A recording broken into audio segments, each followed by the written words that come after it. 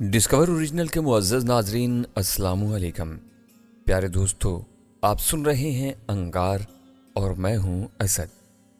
इससे कबल आप अंगार की 34 एक साथ सुन चुके हैं। अब किस्त 35 मुलाहिज़ा फरमाएं। लेकिन इससे कबल आपसे हस्ब रवायत रिक्वेस्ट है कि हमारे चैनल को आपने अगर अभी तक सब्सक्राइब नहीं किया तो इसे सब्सक्राइब कर लें और बेल आइकन को क्लिक कर लें। साथ ही आपसे इल्तमास है कि हमारी वीडियो को लाइक लाजमन किया करें और शेयर भी किया करें और कमेंट्स बॉक्स में अपनी मोहब्बतों का इजहार लाजमी किया करें। एक दूसरे से राब्ते में रहें तो मोहब्बतें बढ़ती हैं, फासले कम होते हैं। आइए इस दास्तां का आगाज़ करते हैं। दो हम सफ़र। किस्मत ने हमें एक सवारी पर यकजा कर दिया था और अब हमें मिलकर यह सफ़र काटना था। अचानक हमारे आगे घोड़ा दौड़ाते हुए कमालुद्दीन खान ने अपने घोड़े की रफ्तार सुस्त कर ली। वो रास्ते से हटकर दाएं जानिब चलने लगा। हमारा घोड़ा उसके पीछे पीछे था। कुछ दूर चलकर वो घोड़ा रोक कर नीचे उतर गया। सामने ही एक छोटी सी नहर बह रही थी। उसने अपने घोड़े के मुंह से लगाम निकालकर उसे पानी पीने के लिए छोड़ दिया। मैंने भी उसकी तकलीद की। सोने का जिस्म पसीने में शराबूर हो रहा था। उसे यकीनन प्यास लग रही होगी। हम तीनों घास के एक छोटे से किते पर बैठ गए। रेशमा ने एक पोटली खोलकर रोटियां निकाल ली। हमें अच्छी खासी भूख लग रही थी। रोटियों के साथ रेशमा ने हमें अचार दिया। लीमू का वो अचार बेइंतहा इश्तहा अंगेज था। मेरे हाथ रुकते ही नहीं थे। मैंने रेशमा के लबों पर मुस्कुराहट लरसती देखी तो मैं चींप सा गया। लेकिन चंद लम्हों बाद मेरे हाथ फिर हरकत में आ गए। रेशमा इंतजाम पूरा करके रवाना हुई थी। उसने पानी पीने के लिए भी एक जग साथ ले लिया था। नहर का पानी देखने में तो साफ सुथरा नहीं था, लेकिन इसका जायका बेहद शीरीन साबित हुआ। खाना खाने के बाद हम दोबारा घोड़ों पर सवार हुए। रेशमा हम दोनों से छीनी गई तमाम अशिया साथ लेकर आई थी जो उसने हमारे हवाले कर दी। इन्हीं अशिया में भंग की वो छोटी सी पोटली भी थी। अच्छा, तो तुम भंग का शौक भी रखते हो? रेशमा ने शौक लहजे में पूछा। जिंदगी पर उसका एतमाद बहाल हो चला था। अब मैं तुम्हें अपना कौन कौन सा शौक बताऊं? मैंने भी शौक लहजे में कहा। अच्छा, क्या तुम इसे साथ लेती आई? अच्छा किया जो तुम इसे साथ लेती आई। मैं इसके बगैर खुद को बेहद तन्हा और उदास महसूस कर रहा था। रेशमा की हंसी ने फिजा में जलतरंग सी बजा दी थी। कमालुद्दीन हमारी नोक झोंक से पूरी तरह लुत्फ अंदोज हो रहा था। इसका मतलब यह है सईद खान कि यह सावी बूटी तुम्हारी महबूबा है? कमालुद्दीन ने जुमला कसा। यह खुद तो महबूबा नहीं है, अलबत्ता महबूबा की निशानी जरूर है। कमालुद्दीन का कहका फिजा में गूंजा। इसका मतलब यह है कि तुम्हारी वो महबूबा भंग की रसिया है? नहीं, वो खुद तो भंग की शौकीन नहीं, अलबत्ता उसका पीरो मुर्शद दो जान से सावी बूटी का आशिक है। मेरी महबूबा ने अपने पीर से मेरी सलामती और तरक्की के लिए तावीज़ मांगा था। उसने बजाय तावीज़ के ये पोटली उसे दे दी। इसके बरकत से जब हम बगैर हाथ पांव हिलाए मज़े कर रहे हैं तो यकीनन ये पोटली जिसके पास पहुंचेगी वो भी मज़े करेगा। बस उस वक्त से मैं इसे अपने सीने से लगाए फिर रहा हूँ। रेशमा हंस हंस कर पागल हो जा रही थी। कमालुद्दीन भी बावजूद कोशिश के अपनी हंसी नहीं दबा पा रहा था। इसने हाँफते हुए पूछा, तो भाई कुछ फायदा भी हुआ पीर साहब के इस तोहफे से? इसके चेहरे से मुस्कुराहट फूटी पड़ रही थी। कोई ऐसा वैसा फायदा? बस ये समझ लो कि जब से ये सौगात मेरे पास पहुंची है शायद ही कोई दिन ऐसा गुजरा होगा जब मैं अपने बिस्तर पर आराम की नींद सोता होगा। हर 5 मिनट बाद किसी न किसी तरफ से कोई गोली आती है और मेरे कानों में सीटियां बजाती गुजर जाती है। लेकिन यार, इसमें पीर साहब का क्या कसूर है? तुम इतनी बार गोलियों की बारिश से गुजरने के बावजूद अभी तक महफूज हो। इसका सीधा सीधा मतलब यह है कि यह पोटली वाकई तुम्हारी सलामती की जमानत बनी हुई है। तो फिर ऐसा करो खान जी कि ये पोटली तुम अपने पास रख लो ताकि यह तुम्हारी भी हिफाजत करती रहे। मैंने कमालुद्दीन पर चोट की। मुझे तुम वाफी रखो भाई, ये सौगात तुम्हारी महबूबा ने तुम्हारे लिए हासिल की है। ऐसा न हो कि इसका मुझ पर उल्टा असर हो जाए। कुछ ख्याल करो, मैंने तुम्हें अपना मुहाफिज बनाया, अपनी जान का दुश्मन नहीं। कुछ देर तक हम लोग हंसी मजाक करते रहे। रेशमा ने बची हुई रोटियों की पोटली बांध ली। इसने मुझे एक भरा हुआ पिस्तौल दिया था। यह पिस्तौल उसने मौला बख्श को बेहोश करके हासिल किया था। कमालुद्दीन के पास मेरे वाला रिवाल्वर था। इस बार हम लोग रवाना हुए तो हमारी रफ्तार काफ़ी तेज़ थी। कमालुद्दीन के अंदाजे के मुताबिक हमने अभी मुश्किल एक तिहाई रास्ता तय किया था। वो चाहता था कि हम रात गहरी होने से पहले ही आलम बस्ती पहुँच जाएं। पानी पीने और हरी भरी घास खाने के बाद दोनों घोड़े पूरी तरह ताज़ा दम हो चुके थे और काफ़ी तेज़ रफ्तारी से दौड़े जा रहे थे। कमालुद्दीन का घोड़ा आगे था जबकि मेरा घोड़ा उसके पीछे। रेशमा बदस्तूर मेरे पीछे बैठी हुई थी। घोड़े की रफ्तार तेज होने की वजह से हम आपस में सही बात नहीं कर पा रहे थे। मेरी नजरें कमालुद्दीन पर जमी हुई थी। उसने रास्ते को पहचान लिया था और अब वो बेहद पुरजोश था। उसका घोड़ा हवा से बातें करने लगा। हम तकरीबन आधे घंटे तक तेज रफ्तारी से सफर करते रहे। हम जिस रास्ते पर सफर कर रहे थे वो सड़क के मुतवाज़ी था। सड़क पर चलने वाली कोई भी गाड़ी ज्यादा देर हमसे छुपी नहीं रह सकती थी। हम लोग वक्तन फवक्तन सड़क पर नजर डालते जा रहे थे। अचानक कमालुद्दीन के घोड़े को जोरदार ठोकर लगी। इसका घोड़ा बड़ी तेज रफ्तारी से दौड़ रहा था। ठोकर लगने के साथ ही कमालुद्दीन का जिस्म एक झटके से घोड़े पर से उछला और हवा में कलाबाजियां खाकर एक दरख्त से जा टकराया। ठोकर खाने के साथ ही घोड़ा अपने अगले पैरों के बल जमीन पर गिरा और गर्दन के बल पलट गया। इसके अगले एक या दोनों पैरों की हड्डियां टूट चुकी थी। जमीन पर पड़ा बुरी तरह वो टांगे चला रहा था, जिसमें गालबन खड़े होने की सकत नहीं रही थी। मेरा घोड़ा सोना मेरा इशारा पाते ही ठहर चुका था। मैं घोड़े से उतरकर तेजी से कमालुद्दीन की जानिब बढ़ा। इसे शायद कोई कारी चोट लग चुकी थी। वो मुंह के बल जमीन पर साकित और सामत पड़ा था। इसके जिस्म में जिंदगी के कोई आसार नहीं थे। रेशमा के मुंह से हल्की सी चीख निकल गई, लेकिन उसने फौरन अपना मुंह ढांप लिया। मैंने जल्दी से कमालुद्दीन को सीधा किया और उसे चित करके लेटा दिया। इसके सर से खून बह रहा था। इसके बाएं शाने से भी खून निकल रहा था। शायद उसके शाने पर लगा हुआ गोली का जख्म फिर से उतर गया था।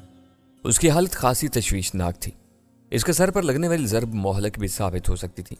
इसके जिस्म से बहने वाला खून लम्हा ब लम्हा उसे जिंदगी के साहिल से दूर कर रहा था। कमालुद्दीन की यह हालत देखकर रेशमा के चेहरे पर हवाइयां उड़ने लगीं। उसने कमालुद्दीन के सर के जख्म का जायजा लिया। इसने एक सूती चादर को जल्दी जल्दी फाड़ा और उसे कई पट्टियां बना ली। फिर उसने सूती कपड़े के एक साफ सुथरे टुकड़े को आग दिखा दी। जब कपड़े का वो टुकड़ा जलकर राख बन गया तो रेशमा ने वो राख कमालुद्दीन के सर के जख्म में भर दी। अब जख्म खराब नहीं होगा और खून भी रुक जाएगा। मैंने सर हिलाकर रेशमा की बात की तायद की। दूर उफ्तादा इलाकों में जहां फौरी तिब्बी इमदाद जरा मुश्किल से ही मिलती है, जख्मों में राख भरने का तरीका इलाज बहुत आम है। राख की जगह सुरमा भी इस्तेमाल होता है। इस आसान और तीर बहदफ इलाज से सेहतियाब होने वाले मरीजों को पहचानना बहुत आसान होता है, क्योंकि जख्म के निशान की स्याही तमाम उम्र नहीं खत्म होती। इस तरीका इलाज के हाथों बहुत से मरीजों की जिंदगी का चिराग बुझ भी जाता है, लेकिन भला मौत से कैसे बचा जा सकता है? इसे तो किसी न किसी बहाने से आना ही होता है। रेशमा ने कमालुद्दीन के सर पर पट्टी बांधने के बाद मेरी मदद से उसके शाने की मरहम पट्टी कर दी, यानी सिर्फ पट्टी कर दी। मरहम का इस जंगल में कहाँ से इंतजाम होता? इस मरहले पर मुझे फकीर बाबा याद आया। उसकी जंबील में अनगिनत शोबदे मौजूद रहा करते थे। जो ही कोई फौरी जरूरत पेश आती वो अपने झोले में हाथ डालता और कोई ना कोई काम की चीज बरामद कर लेता। इस मौका पर अगर उसके पास मरहम मौजूद ना भी होता तो अपने बेमिसाल महारत से काम लेकर मामूली जड़ी बूटियों की मदद से ऐसी मरहम और दवा बनाता कि उसके इस्तेमाल के बाद मजीद किसी दवा की जरूरत न रहती। वो ज़ईफ शख्स अपने मुनहनी जिस्म में इतनी गोनागो सिफात रखता था कि ज़हन उनका पूरी तरह अहाता नहीं कर पाता था। मेरी बदकिस्मती ये थी कि मैंने अपने इस नादर रोजगार उस्ताद, बेहद शफीक मुरब्बी बुजुर्ग और बहादुर जान निसार मुजस्सम और पुरखुलूस दोस्त को खो दिया था। उसे खोना ही चाहिए। मैं उसे शदीद जख्मी हालत में अपने दुश्मनों की खचार में छोड़ आया था। इन्होंने खुदा मालूम उसका क्या हशर किया होगा। मैं खुद से बार बार अहद करता कि मैं पहली फुर्सत में उसके पीछे जाऊंगा, लेकिन हालात व वाक़यात की छछूंदर मुझे ज़मीन पर पाँव नहीं रखने देती थी। मुझे अपनी ज़िंदगी की हिफाजत के लिए हर लम्हा एक नई जंग लड़ना पड़ रही थी। इस खुमसान की जंग ने अब तक मुझे इतना मौका भी नहीं दिया कि मैं ज़रा ठहर कर अपने सूद व ज़ियाँ का हिसाब कर लूँ। और अब अपनी ज़िंदगी के साथ साथ मुझ पर कमालुद्दीन की ज़िंदगी की हिफाजत की जिम्मेदारी भी आन पड़ी थी। रेशमा भी मेरे गले में बेमौसमी फूलों के हार की तरह आन पड़ी थी। मुझे इसे भी हालात के थपेड़ों से बचाना था। कमालुद्दीन की हालत ऐसी नहीं थी कि फ़िलहाल वो मज़ीद सफ़र कर पाता। हम उसे होश में लाने की जद्दोजहद करते रहे, लेकिन वो होश में नहीं आया। मैंने वहाँ से कुछ दूर पानी ढूंढ लिया था। हम उसके हल्के में पानी थोड़ी थोड़ी देर बाद टपकाते रहे। इसके जख्मों से खून का अखराज बंद हो चुका था। मैंने सोचा कि अगर इसे कोई दिमागी चोट ना आई हो तो वह जल्दी ही सेहतमंद हो सकता है। मैं उसकी सेहतयाबी के लिए रब्बे ज़ुल जलाल से दुआ मांगता रहा। मैंने रेशमा से भी कहा कि वो खुदा से कमालुद्दीन की सेहतयाबी के लिए दुआ करे। मेरी बात सुनकर वो सरतापा कांप गई। शायद वो शदीद तरीन एहसास गुनाह का शिकार थी। जिस किस्म की ज़िंदगी वो गुजारती रही थी, इसमें उसे कभी खुदा को पुकारने की ज़रूरत ही महसूस नहीं हुई होगी। इंसान जब अपनी ज़िंदगी का कुछ हिस्सा मुकम्मल तौर पर शैतान के इत्तिबा में गुजार देता है तो उसे अपना दिल गुनाहों की स्याही में डूबा महसूस होता है। وہ سوچتا ہے کہ میں اب اس قابل کہاں رہا ہوں کہ اس ذات پاک کے حضور اپنے اعمال کے لیے معافی کا طلبگار ہوں۔ اس لمحے وہ یہ بھول جاتا ہے کہ خدا بندے کریم کی ذات کتنی رحیم و کریم اور ستار و غفار ہے۔ اسے تو اپنے بندے کی آنکھ سے ٹپکے ندامت کے 2 آنسو بھی خوش کر دیتے ہیں۔ وہ قہار و جبار ہے تو سب سے بڑھ کر رحم کرنے والا بھی ہے۔ اسے تو اپنی رحمت کا خزانہ لٹانے کے لیے محض ذرا سا بہانہ چاہیے ہوتا ہے۔ میں نے ریشما کو بڑے محتاط الفاظ میں اس کے شیشہ صفت احساسات کو ٹھیس پہنچائے بغیر دعوت دی کہ وہ ایک بار اس ذات پاک کی رحمت تو طلب کر کے دیکھے۔ اس در رحمت کے کھلنے میں دیر نہیں لگتی۔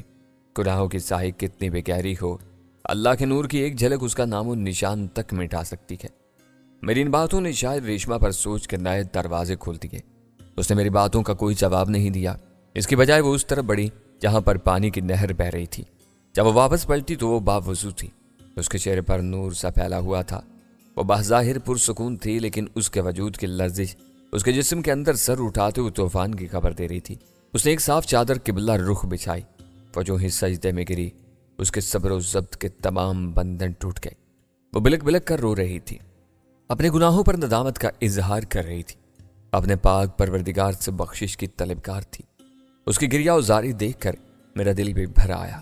میں سے خدا کے حضور سر جھکانے کی نصیحت کر رہا تھا، لیکن میں نے خود کب آخری بار اپنے رب کے حضور سر جھکایا تھا؟ اس نے مجھ پر کبھی بھی رحمت میں کمی نہیں کی تھی۔ ہر لمحہ اس نے میری دراز دستیوں کو درگزر کیا تھا، ہر قسم کی مشکل ترین صورتحال سے نجات دلا دی تھی، ہر امتحان میں مجھے سرخرو کیا تھا۔ لیکن میں نے کب اپنی بندگی کا اقرار کیا؟ میرا دل ندامت سے بوجھل ہو گیا۔ اس روز بہت عرصے کے بعد میں نے اپنے آپ کو خدا کے حضور اس کی رحمت کے لیے گڑ گڑاتے پایا۔ آنسو تھے کہ تھمتے ہی نہیں تھے۔ جانے کتنی دیر تک سجدے میں پڑا رہا، پھر میرے دل کو سکون سا آتا چلا گیا۔ شاید میں اپنے پاک پروردگار کی رحمت سے اپنی کوتاہیوں کی معافی حاصل کرنے میں کامیاب ہو گیا تھا۔ ریشما ابھی تک سجدے میں پڑی ہوئی تھی، شاید وہ اسی حالت میں سو چکی تھی۔ میں کمال الدین کی طرف بڑھا اور برتن میں سے پانی لے کر اس کے حلق میں ٹپکانے کی کوشش کی۔ اچانک مجھے ایک ہلکی سی مہک محسوس ہوئی۔ یہ مہک مشک عنبر سے مشابہ تھی۔ یہ مہک اب میرے لیے نامانوس نہیں رہی تھی۔ مجھے اپنے وجود میں لرزہ سا محسوس ہوا۔ میں اس مہک کا مرکز جان چکا تھا۔ میں نے کانپتے ہاتھ سے اپنی کلائی پر سے سفید رومال کھولا۔ میں نے جو ہی اسے پانی میں ڈبویا، مہک تیز ہو گئی۔ میں نے رومال کمال الدین کے حلق میں نچوڑ دیا۔ یہ عمل میں نے ایک بار اور دہرایا۔ اب میں منتظر تھا۔ مجھے یقین تھا کہ میرا یہ انتظار رائے گاہ نہیں جائے گا۔ کلندر بابا نے کہا تھا کہ یہ رومال کسی کا تحفہ ہے، ایک انمول تحفہ جس کی مجھے اپنی جان سے بڑھ کر حفاظت کرنا تھی۔ اس کے الفاظ کے اسرار و رموز رفتہ رفتہ مجھ پر عیاں ہو رہے تھے۔ مجھے بہت سی ایسی باتیں یاد آ رہی تھیں جن پر میں نے اس سے پہلے توجہ نہیں دی تھی۔ اچانک کمال الدین کے منہ سے ایک کرہ خارج ہوئی۔ میرا دل خوشی سے جھوم اٹھا۔ میں نے بڑی احتیاط سے اس کا سر اپنے زانوں پر رکھا اور پانی کا برتن اس کے ہونٹوں سے لگا دیا۔ کمال الدین نے چند لمبے لمبے گھونٹ لیے، پھر وہ پوری طرح ہوش میں آتا چلا گیا۔ اس نے اٹھ کر بیٹھنے کی کوشش کی، لیکن میں نے اسے اٹھنے سے منع کر دیا۔ اس کے حلق سے ایک اور کرہ نکلی اور اس نے اپنے سر کو ہاتھوں میں تھام لیا۔ کچھ دیر بعد اس کی حالت کافی بہتر ہو گئی۔ اس کے لبوں پر اس کی مخصوص مسکراہٹ نمودار ہوئی۔ تو میں ایک بار پھر بچ نکلا۔ اس کی آواز میں زندگی کی جھلک تھی۔ تم اتنی آسانی سے مرنے والی شہ نہیں ہو خان جی، میں نے بھرپور مسکراہٹ کے ساتھ جواب دیا۔ اسی وقت اس کی نگاہ ریشما پر پڑی۔ ارے یہ ریشما؟ اسے اس کے حال پر چھوڑ دو خان جی۔ جانے کتنے عرصے کے بعد یہ اپنے مرکز کی طرف لوٹی ہے، جانے کتنی مدت کے بعد اس کی روح کو اطمینان و سکون کی نعمت حاصل ہوئی ہے۔ کیا واقعی؟ کمال الدین کے چہرے پر اندرونی مسرت کے آثار تھے۔ خوشی کے مارے اس کی آواز حلقے میں اٹک رہی تھی۔ ہاں خان جی، ریشما اب ایک بالکل نئی لڑکی ہے، ایک ایسی لڑکی جس کے دامن پر کسی کثافت کا داغ نہیں ہے۔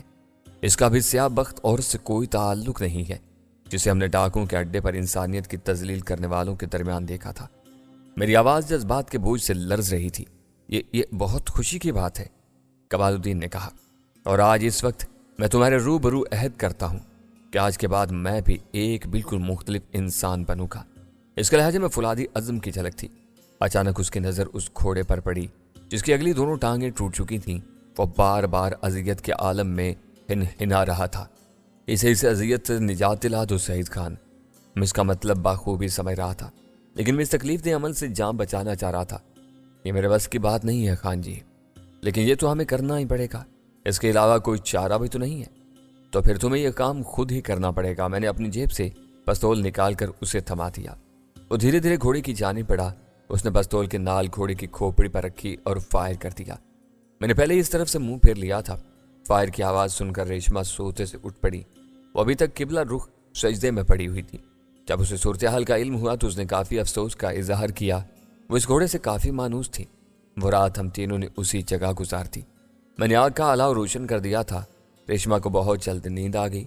انسان کا ضمیر ہلکا پھلکا ہو جائے تو پھر اس کے لیے زندگی بے حد سہل ہو جاتی ہے۔ انسان بظاہر کتنا بھی خدا سے دور ہو جائے، اس کی پہنچ سے تو باہر نہیں ہو سکتا۔ ریشما کے چہرے پر نیند کے عالم میں جو معصومیت اور پاکیزگی نظر آ رہی تھی وہ کسی نوعمر بچے سے مشابہ تھی۔ تزکیہ نفس اور تالیف قلب کے بعد اس کا ضمیر کورے لٹھے کی مانند بے داغ ہو چکا تھا۔ اس رات میں اور کمال الدین بہت دیر تک آپس میں باتیں کرتے رہے۔ ہماری گفتگو کا بنیادی محور ریشما تھی۔ کمال الدین بڑے مشفقانہ انداز میں اس کا ذکر کر رہا تھا۔ ریشما کو اس نے بیٹی کہا تھا اور وہ اس مقدس رشتے کی لاج نبھانا چاہتا تھا۔ اس نے واقعی اپنے آپ کو بدل کر رکھ دیا تھا۔ رفتہ رفتہ بات عالم بستی تک آن پہنچی۔ وہ فکر مند تھا کہ اس کے وہاں سے غیر حاضر ہونے کے بعد جانے حویلی میں کیا حالات پیش آئے ہوں گے۔ ہم جب حویلی سے روانہ ہوئے تھے تو مکار و عیار منشی الفت اور وہ خوبصورت ناگن ٹیوائی کمال الدین کے کمرے میں بند تھی۔ کمال الدین نے اپنے 2 کارندوں کو اس کمرے کی چوکیداری کے لیے چھوڑا تھا۔ جب کمال الدین واپس حویلی نہیں پہنچا ہوگا تو معلوم نہیں ان دونوں اسیروں کے ساتھ کیسا سلوک کیا گیا ہوگا۔ کمال الدین کو خطرہ تھا کہ کہیں منشی الفت علی اپنی چکنی چپڑی باتوں سے ان لوگوں کو دھوکہ دے کر فرار ہونے میں کامیاب نہ ہو جائے۔ بقول اس کے کہ منشی الفت علی اونٹ کی طرح کینہ پرور اور سانپ کی طرح زہریلا تھا۔ اگر وہ بچ نکلنے میں کامیاب ہو جاتا تو اسے ناقابل تلافی نقصان بھی پہنچا سکتا تھا۔ میں نے اسے اطمینان دلایا کہ اس کے کارندے اس کی اجازت کے بغیر ہرگز ان دونوں کو آزاد نہیں کریں گے۔ ویسے بھی صبح تک میرے باقی کارندے بھی حویلی واپس لوٹ آئیں گے۔ اگر شوکت واپس حویلی آ چکا ہو تو پھر خود ہی سارا معاملہ سنبھال لے گا۔ یہ شوکت کون ہے؟ میں نے پوچھا۔ مجھے یک لخت یوں محسوس ہوا جیسے اس کے چہرے کی چمک سیاہی میں بدل گئی ہو۔ چند لمحے پہلے وہ حشاش بچاش تھا، مگر میرا یہ سوال سنتے اس کے چہرے پر مردنی سی چھا گئی۔ شاید یہ سوال اس کے لیے کسی ذہنی اذیت کا باعث بن گیا تھا۔ تم نے بتایا نہیں خان جی کہ شوکت کون ہے؟ میں نے اپنا سوال دہرایا۔ شوکت میرا بیٹا ہے، اکلوتا بیٹا۔ الفاظ اس کے حلق سے اٹک اٹک کر نکلے تھے۔ اچھا، میں نے تو اسے آج تک نہیں دیکھا، میں نے حیرانی سے کہا۔ دراصل وہ آج کل بیمار ہے، لوگوں کے سامنے بہت کم آتا ہے۔ اس روز وہ ڈاکٹر کے پاس ڈیرہ غازی خان کیا ہوا تھا۔ میری جیپ اور 2 کارندے بھی اس کے ہمراہ گئے تھے۔ کیا ہوا تمہارے بیٹے کو؟ میرا مطلب ہے کیا بیماری ہے اسے؟ میری سوال نے واضح طور پر کمال الدین کے اضطراب میں اضافہ کر دیا۔ وہ اس تذکرے کو مزید آگے نہیں بڑھانا چاہتا تھا۔ فی الحال تم اس قصے کو چھوڑو اور یہ بتاؤ کہ کل صبح کا کیا پروگرام ہے۔ میں سمجھ چکا تھا کہ کسی نامعلوم وجہ سے کمال الدین اس موضوع کو آگے نہیں بڑھانا چاہتا، چنانچہ میں نے بھی دوبارہ اس کے بیٹے کا ذکر نہیں چھیڑا۔